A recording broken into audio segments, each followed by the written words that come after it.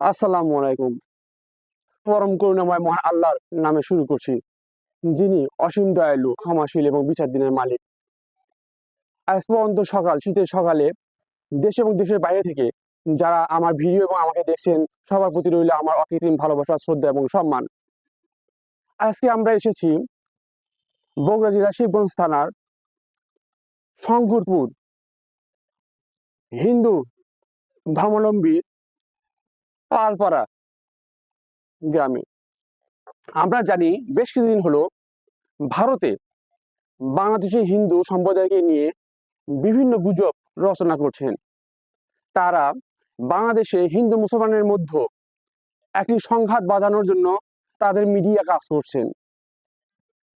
তারা হিন্দুকে সংখ্যালঘু ভেবে মুসলমান এবং হিন্দুদের মধ্যে একটি অরাজনৈতিক যুদ্ধ, অর্থাৎ একটা গৃহযুদ্ধ নির্মাণে তারা বিভিন্ন পরিকল্পনা হাতে নিয়েছেন।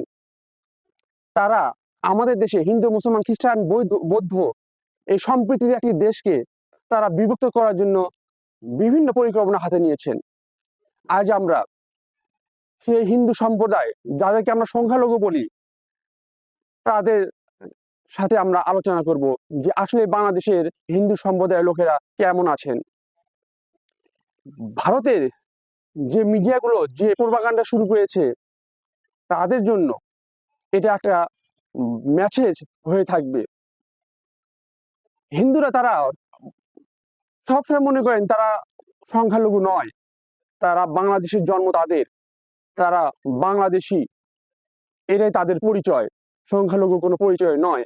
আসুন আমরা চলে আসি সেই বগুড়া জেলার শিবগঞ্জ থানা শঙ্করপুর পালপাড়া গ্রামে।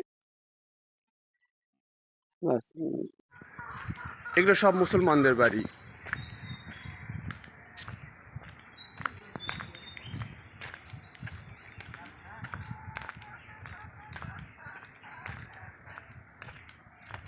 হ্যাঁ ভাই, আপনার নামটা কি?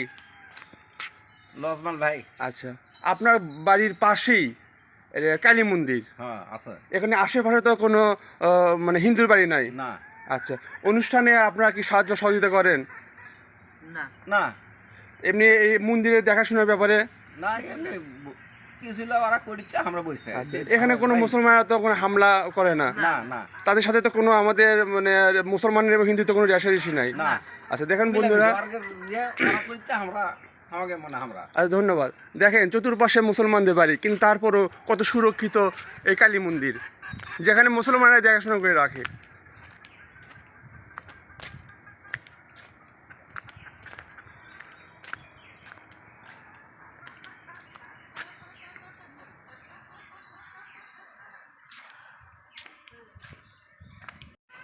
বগুড়া জেলার শিবগঞ্জ থানার পালপাড়া গ্রামে। আপনার নামটা কি? শঙ্কর পাল। আচ্ছা, আমি শঙ্কর পাল সাহেবের কাছে জিজ্ঞাসা করতেছি যে আপনি বাংলাদেশের নাগরিক হয়ে মুসলমানদের থেকে আপনার কি কোনো অসহযোগিতা অথবা মুসলমান আপনাদের যে হামলা বা এগুলো করে কিনা? না, এগুলোর থেকে আমরা দূরে সরেই আছি, এমনি কোনো আমাদের সমস্যা হয়নি। এই ভারত যে বিভিন্ন অপপ্রচার চালাচ্ছে যে বাংলাদেশের হিন্দুরা মুসলমানদের কর্তৃক নির্যাতিত হচ্ছে, আপনার মতামত কি? এটা মতামত বলতে কি, যে আমাদের যারা কিছু খারাপপন্থী লোক আছে, সেই খারাপপন্থী লোকের দ্বারা কিছু কিছু জায়গায় সমস্যা আছে, আমাদের এখানে কোনো সমস্যা হয়নি। এবং আর ভারত তো একটা মিথ্যাচার কথাবার্তা মিডিয়ার মাধ্যম দিয়ে বলতেছে, এটা তো আমরা দেখতেছি। কালকে ভারতের সাংবাদিক মাধ্যমগুলোই তো বললো যে এরকম বাংলাদেশের অবস্থানটা একটা মিথ্যাচার ভারত করতেছে। তাহলে বাংলাদেশে আমরা মুসলমান এবং হিন্দু আপনারা সম্প্রীতি এবং ভালোভাবে তো বসবাস হ্যাঁ, করছি। আমরা ভালোভাবেই আছি, কোনো সমস্যা নাই। আমাদের শিবগঞ্জ ইউনিয়ন এবং ভোগানতলা ইউনিয়নবাসী এবং থানা আমাদের সমস্যা নেই। আপনার নামটা কি? তখন আচ্ছা তখন দাদা, আপনি এই সম্পর্কে একটু কিছু বলেন। না, এটি তো আমরা ভালোই আছি, কোনো সমস্যা নেই। কেউ কোনো প্রকার আপনাদের হামলা মামলা বা নির্যাতন? কোনো কিচ্ছু নেই, প্রথম থেকে আমরা ভালোই আছি। তাহলে এগুলো আপনারা মনে করছেন এটা ভারতের অপপ্রচার? অবশ্যই আর কি মানে ভারতের লোকেরা আমাদের মধ্যে মুসলমান এবং হিন্দুর মধ্যে সম্প্রীতি নষ্ট করার জন্য এই ধরনের অপপ্রচার চালাচ্ছে। ধন্যবাদ বন্ধুরা, আপনারা জানতে পারলেন যে আসলে আমাদের বাংলাদেশের মানুষ হিন্দু মুসলমান বৌদ্ধ খ্রিস্টান সবাই মিলেমিশে আমরা বসবাস করি। আমাদের মধ্যে কোনো সম্প্রতি কোনো হানাহানি নাই।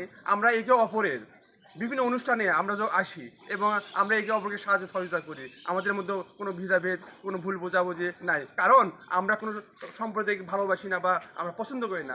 আমরা এই দেশের মানুষ, আমরা সবাই বাংলাদেশি। আমরা আমাদের মধ্যে কোনো হিন্দু বা সংখ্যালঘু বলতে আমরা কোনো কিছু বুঝি না। আমরা বুঝি আমাদের জন্ম এই বাংলাদেশে এবং আমরা এই বাংলাদেশের মানুষ। আমরা কোনো সাম্প্রদায়িক বিশ্বাস করি না, আমরা কোনো হিন্দু মানে সংখ্যালঘু জিনিসটা আমরা বিশ্বাস করি না। ধন্যবাদ বন্ধু আপনাদের সবাইকে।